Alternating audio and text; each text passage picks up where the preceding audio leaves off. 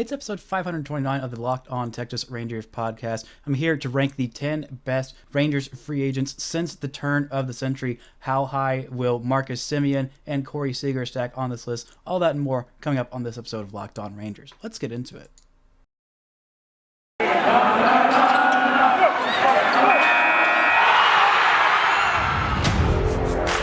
You are Locked On Rangers, your daily Texas Rangers podcast. Part of the Locked On Podcast Network, your team every day.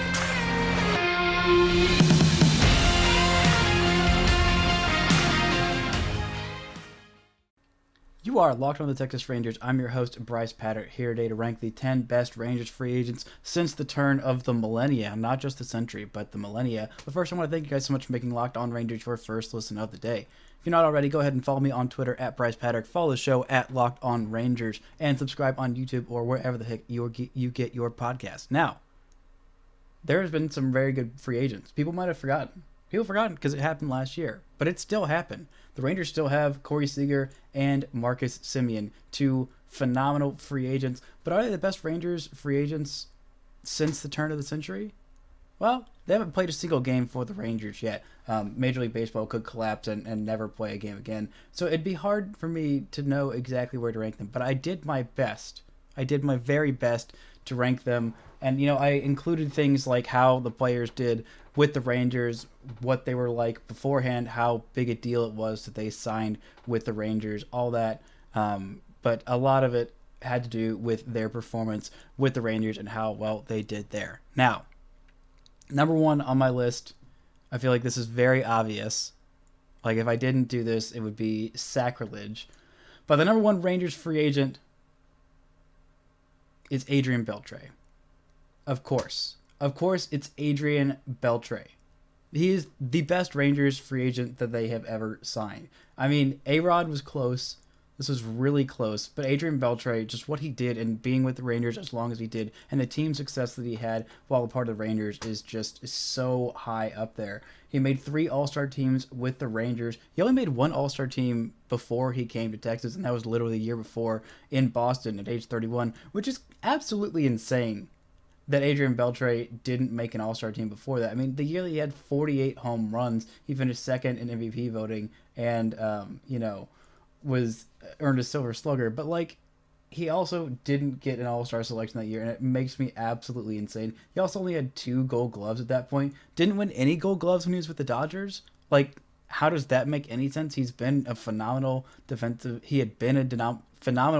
third baseman for his entire career, and it was just when he got to Seattle, actually not even his first year in Seattle, it took until his age 28 season for him to win his first Gold Glove, also proving Gold Gloves are a sham. There's no way there are people that are that much better than him in every league. It's just absolutely bonkers. But he had 3 All-Star appearances in Texas, including his first year, 2011, 2012, and 2014. He hit 30 home runs 4 times in his 7 years in Texas. The guy was absolutely crucial to this team. He was just so ridiculously good for all those years. He finished 3rd in MVP voting in 2012, top 20 in 2011, 7th in 3 years, actually, in 2013, 7th in 2015, and 7th in 2016. For some reason, he didn't win All-Star nominations in 2015 and 16, which still boggles my mind.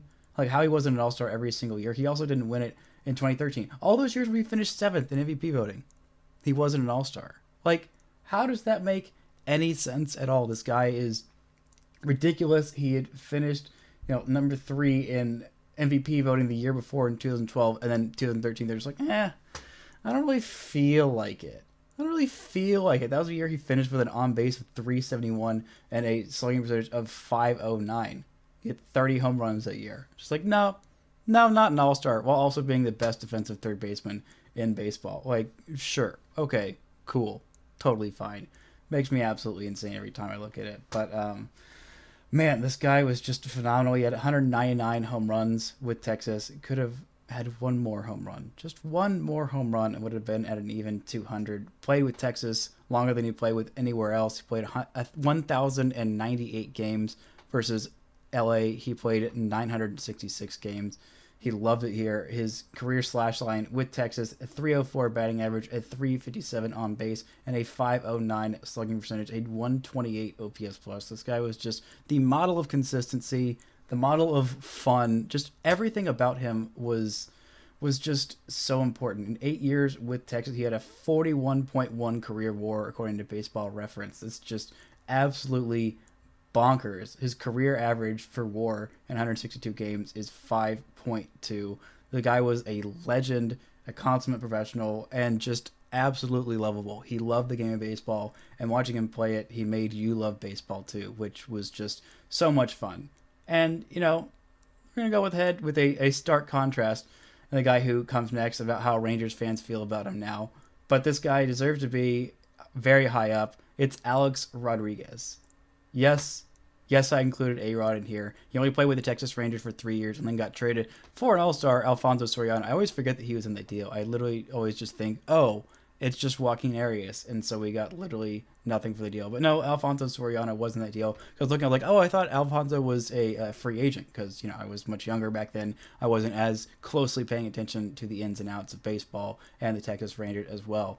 But no, he is not he was not a free agent signing for the Rangers, so he cannot be included in this list. But A-Rod was. He played in all 162 games in his first 2 seasons. He only missed 1 game in his 3rd season, which is when he won the MVP. He finished 2nd MVP voting in 2002, 6th in MVP voting in 2001. He was an All-Star and a Silver Slugger in all 3 years. He won Gold Gloves in his second 2 years in Texas. The guy was an absolute beast in Texas. It's the shortest place he ever played for. He only played 3 years there. He played 7 in Seattle and 12 with the Yankees. But in 485 games, he had 156 career home runs. He also had 44 stolen bases, a career slash line of 305, 395, 615. That's an OPS over 1,000 for a 3-year span. This guy was unreal.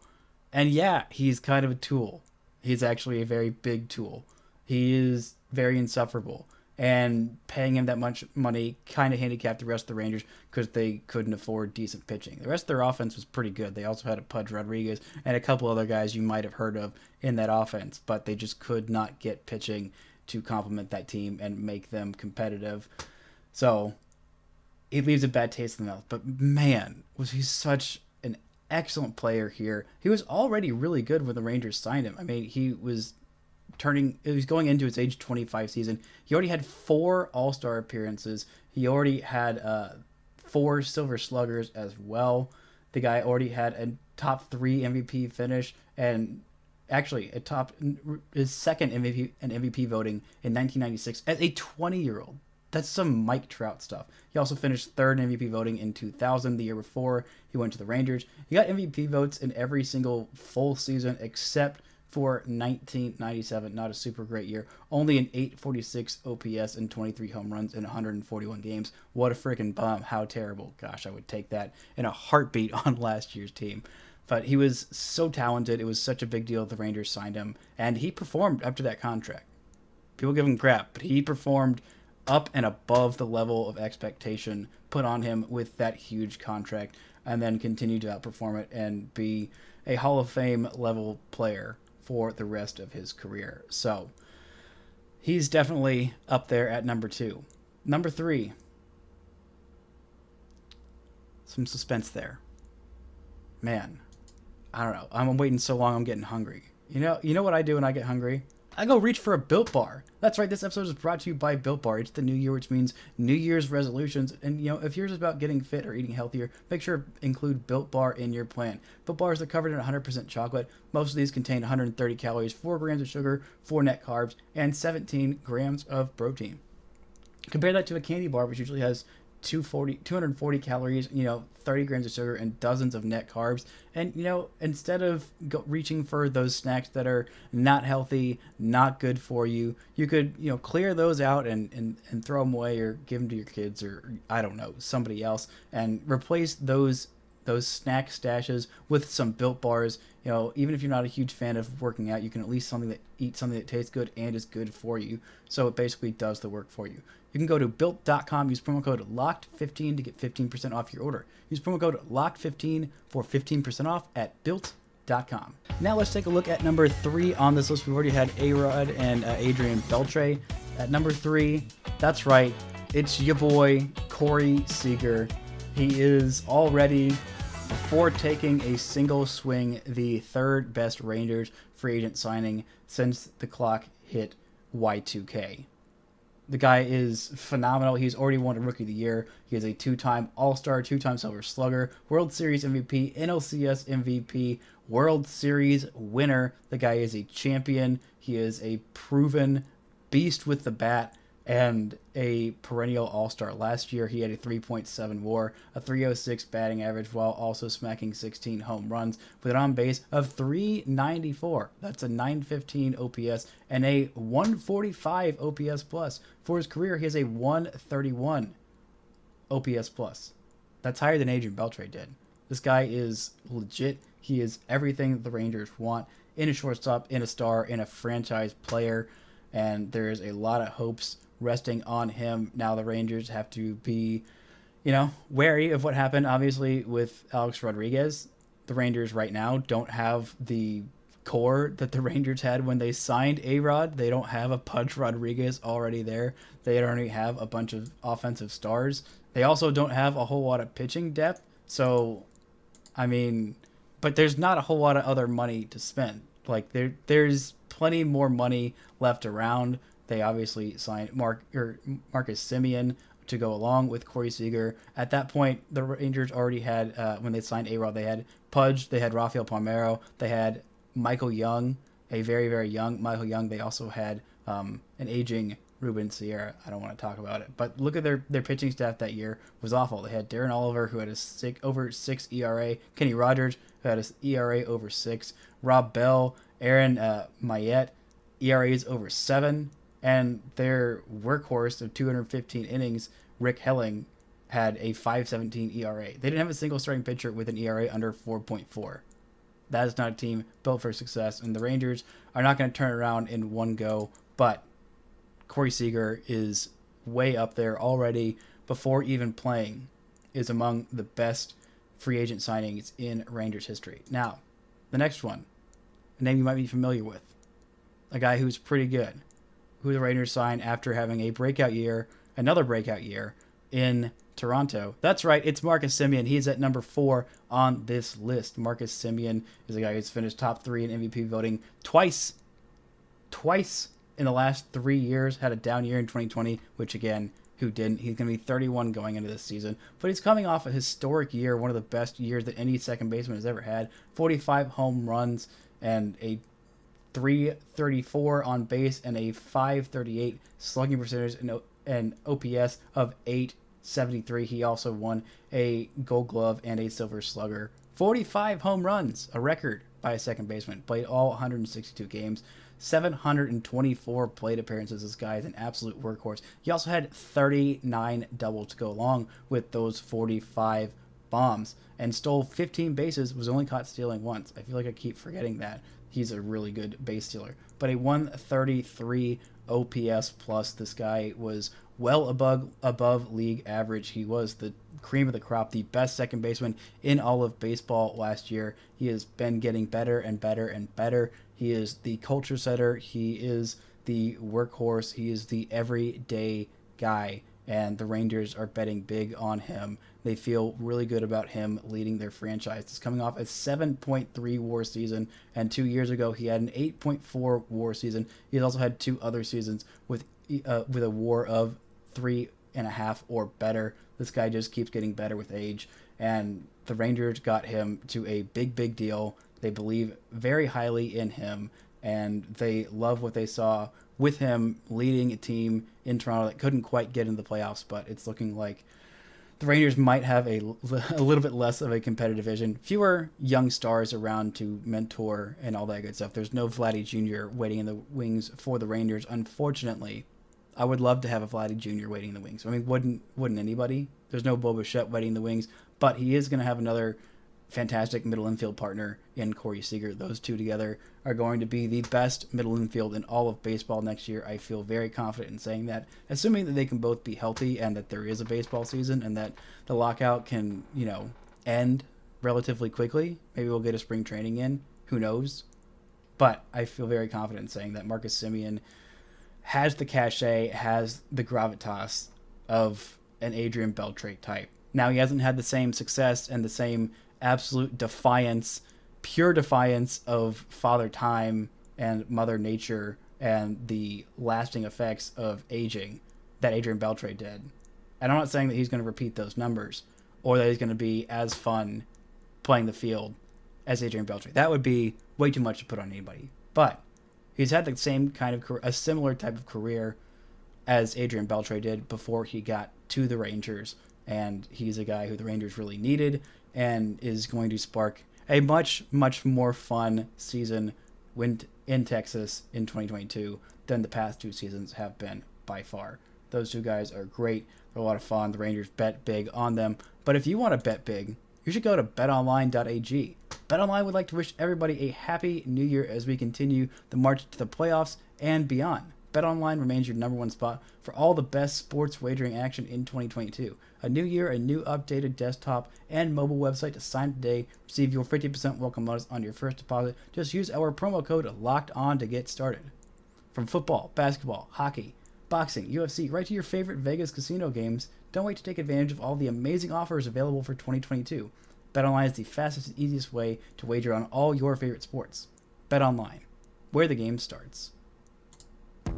Now, I know we're halfway into the episode and I've only gotten through the first 3, but those are the 3 biggest. Honestly, the rest of these are going to be much faster that I'm going to get through. But number 4 on my list, 5. We did get through 4. Number 5 on my list is Yu Darvish, a guy who I am counting as a free agent signing, even though he was an international free agent signing. He wasn't one of the J2 bonus signing babies. He was an actual free agent, and the Rangers had to compete with him for other players. He didn't have to go through the minor league system. He just came in and was, so I'm counting him as a free agent. This guy was phenomenal in Texas. Just downright phenomenal. 4 all-star seasons, 2 top 10 Cy Young finishes, including his first year. He finished top 10 in Cy Young voting and 3rd in Rookie of the Year voting. I can't remember exactly who was there that he was competing against to win Rookie of the Year. Oh, who was it? Oh, it was Mike Trout.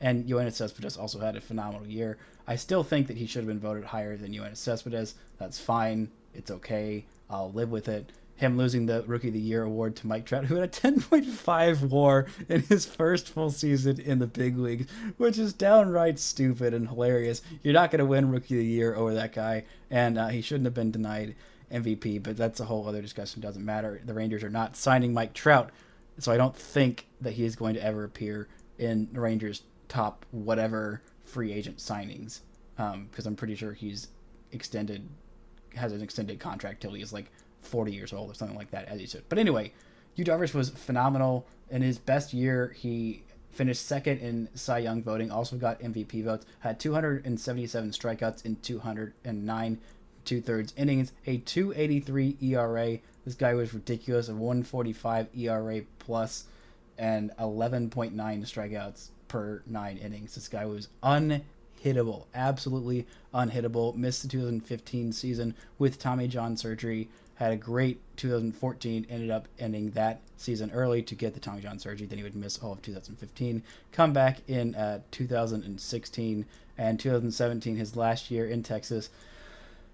Still bummed that he ended up being traded, but he still made an all-star selection in 137 innings and struck out 148 batters that year before being traded to the Dodgers. And things didn't go super well for him after that, except for in 2020 when he was phenomenal, and the first half of 2021. This guy was ridiculously good for the Texas Rangers, a great signing, and don't let anyone tell you differently who talks to you about shutdown innings. Just tell them to shut up. Yu Darvish is amazing, and if you didn't appreciate him enough, it's your fault that he's gone and the Rangers underperforming. But besides that, it's also their fault.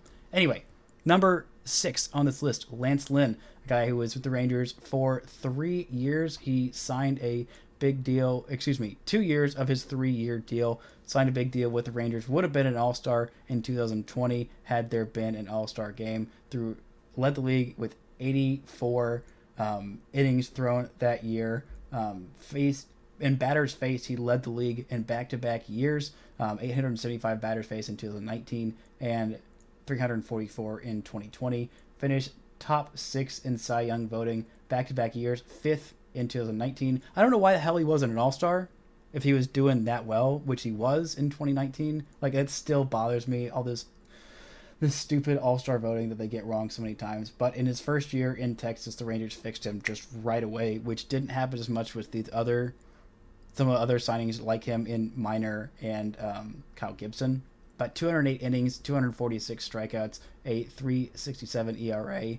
In 2020, a 3.32 ERA in 84 innings and struck out 89 batters. Then got traded to the Chicago White Sox for Dane Dunning and finished third in Cy Young voting. Technically, made an all-star team at the end of his 3-year deal with Texas, which was also most definitely on the cheap. Great signing, great value for the Rangers, and provided some fun on some really, really trash teams. Next on this list, we have number 7, Mike Minor.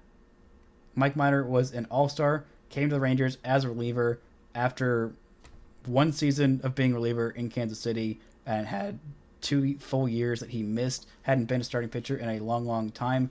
Didn't do super great in his first year. Still pretty solid for his first year, transitioning back to the rotation. 4.18 ERA in 157 innings. Then his all-star season, 2019, was just downright excellent. 3.59 ERA, a 208 innings, and exactly 200 strikeouts, finished 8th in Cy Young voting, was an all-star that year, and I believe led all pitchers with his 7.8 baseball reference WAR. The year before, he had a 3.3 baseball reference WAR. Wasn't super great the first half of 2020. Was still able to be traded for some prospects that look like they might end up being all right. Pretty solid value signing for the Rangers at number 7. Number 8 on this list is a fan favorite, a beloved former homegrown, but I'm counting him as a signing because he came back to Texas as a free agent signing, a completely different pitcher. That's right, it's Colby Lewis, signed in 2010, pitched for the Rangers for 3 years, missed the 2013 season, but came back and pitched for 3 more years. He was excellent in Texas. He was very consistent. He didn't get any votes for Cy Young or for MVP, wasn't an all-star, but was nails in the postseason, was consistent for the Rangers, and he was exactly what the Rangers needed him to be. His first year back in Texas, 2010, a 3.72 ERA, 201 innings, and 196 strikeouts. The next year, not as great, but still solid in 2011, 4.40 ERA, 200 and a third innings, 169 strikeouts, which I think is pretty nice. Then in 2020, a 3.43 ERA and 16 starts, 105 innings, and 93 strikeouts. This guy was super consistent, was very, very valuable for the Rangers. Had a 3.7 WAR season that first year back. Then his final season in 116 innings, he had a 2.4 WAR season according to Baseball Reference. A solid way to go out as a 36-year-old with a 3.71 ERA in 116 innings. This guy was important for the Rangers, came up in big moments, and is much beloved by this fan base, and deservedly so. Now, you might hit me for number 9 on my list, but I was kind of scratching the bottom of the barrel. But this guy deserves to be on here on this top 10 list. That's right, it's Shin-Soo Choo. Made an all-star team in 2018, had a phenomenal DH season once the Rangers finally realized that they should put him at DH, a 2.7 WAR season. Also had a 3.2 WAR season in 2015 when he was still playing the field, 149 games there. He was consistent. He was a mentor for the Rangers. The Rangers needed him, and they needed his production at the top of the lineup. A 363 on base percentage for his career in 799 games with the Rangers over 7 years. A 429 slugging percentage, 114 home runs, 8 triples, 142 doubles. The guy was a walk machine, 419 walks, so a walk basically every other game. This guy was consistent. He was reliable. He was a liability in the field, which is why his WAR wasn't as high as it was. He should have been switched to DH a little bit sooner, but this guy was unfairly pegged for his contract, which he pretty much lived up to. The guy was fine. He was solid. He wasn't an all-star, except for 1 year when he wasn't a Silver Slug winner, but he was a important cog in those Rangers teams. He provided much needed insurance at the top of that lineup. He wasn't going to be expected to be the big bat in the lineup. He was never expected to do that. That was Adrian Beltray and Prince Fielder and Ian Kinsler at the time. Those were the guys who were going to do that. He was going to be the one getting on base so they could drive him in so they could score a whole bunch of runs. And that's exactly what he did. He gets a lot too much hate, but this guy was a valuable player and much beloved in the clubhouse.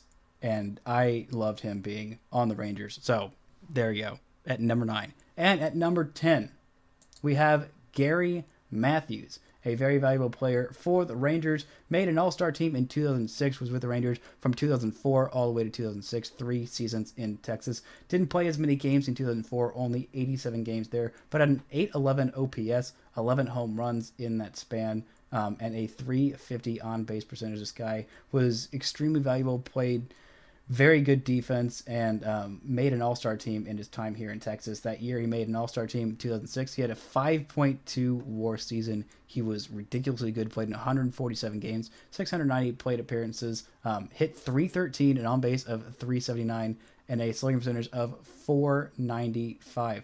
Wasn't a big home run hitter, but was a big elite defender. 19 home runs that year, 44 doubles, and 6 triples. This guy was excellent and exactly what the Rangers needed him to be. Not as great on the bases, 10 stolen bases to 7 caught stealing, but the guy provided a whole lot of value in Texas while he was there. Had a 1.9 WAR season in the 87 games he played in his first year here in 2004, a 3 WAR season in 131 games in 2005 as a 30-year-old, and then again a 5.2 WAR season in 2006 when he made an all-star team. Well done, much appreciated, good job. You made it into the top 10.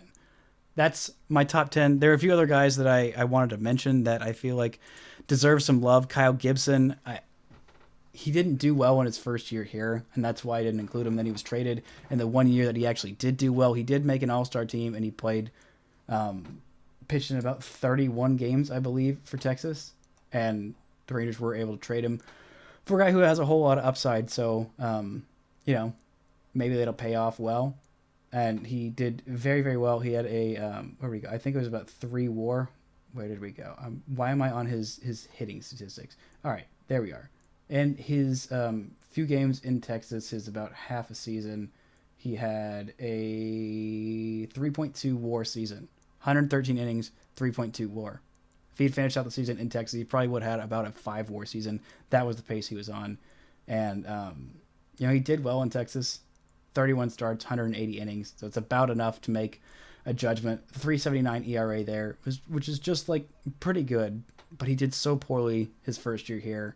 It kind of wrecks how good he did in the 2021 season in terms of me ranking him in the top 10. He was close, Gary Matthews, but not quite enough. Marlon Byrd, also another pretty solid signing for the Rangers. Andrew Cashmere, people forget that he had a really, really good season for the Rangers in his 1 year here in 2017. Just such a weird Texas Rangers team, and a 4.7 WAR season, the highest of his career by far. The only other time he even got close was a 2.8 WAR season in Baltimore in 2019, when he only pitched in 96 innings, so maybe he was almost on that pace.